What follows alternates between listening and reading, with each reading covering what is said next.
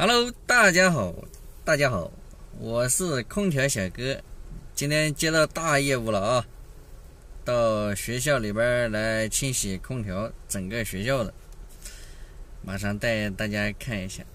这个老师们都来了，这头型不能乱啊。现在我们先把东西准备一下，蛇皮口袋的。我们今天清洗从教室开始。你看到这个桌子就想起来小哥小的时候。今天原本以为老师们都在，结果老师们不在。然后现在空调过滤网已经被胡师傅拿去洗了。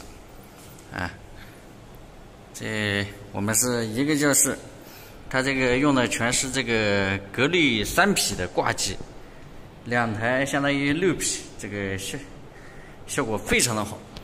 像因为这个现在学生嘛都是未来祖国的花朵，要重点培养，所以国家对这个学校这个教育还是非常的好。你看这些学生们画的画蛮漂亮的啊，这都是学生们的作品，做得非常好啊！预防疾病，关注健康。今天没有老师，现在我们干活也比较轻松。然后教大家一个小窍门吧，很多这个粉丝啊，反正遇到不少，他就是这个遥控器坏了，或者是空调接收器坏了，这个空调打不开，很是着急啊。今天小哥来教你一个小窍门啊，我们带你看一下。这个每一台空调啊，它都有一个应急开关。假如你这个空调遥控器坏了，或者是接收器坏了，你又这个师傅啊又不能及时的上门，你可以怎么操作？来，跟随小哥的镜头来看一下啊。那首先你要把这个盖盖打开，它从两侧用手一抠，它就开了，知道吧？开以后看哪里呢？看这个位置，能看到吗？这个空调这个地方有一个自动是什么意思呢？就是应急开关，它打开以后空调就是26度，如果它感受到你屋子里温度比较高，它就会制冷，如果是冬天的话它就会制热。看，这个显示的还是25度雪花呢，看它感受到现在室内温度比较热现在风就来了，腾，关的话也是关看走你，它就关掉了，知道吧？我最近遇到有一个顾客，就是他找我们去给他修空调，他讲他空调插电有电打不开，急死了。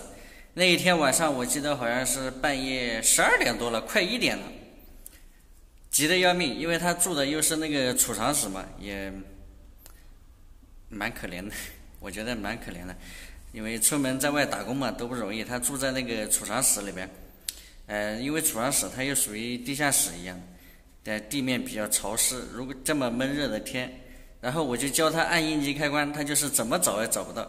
他讲没有，我说有，每一个空调它都有应急开关，知道吧？你只需要把这个面板从两边给它抠开以后，100%会有一个应急开关，知道吧？但是他找不到，然后那天晚上我们半夜12点多快1点了，过去帮他修了一下。他空调其实没什么问题，就是遥控器坏了。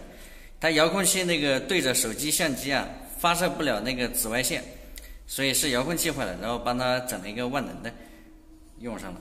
那天他感谢我们，还准备请我们吃夜宵，没吃。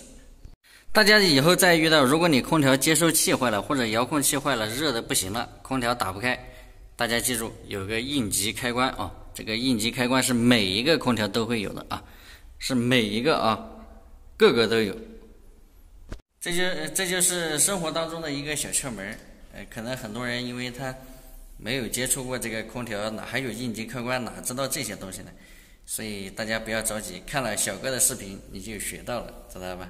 有一个应急开关看这句话写的多好，读一本好书就像和一个高尚的人谈话，不成。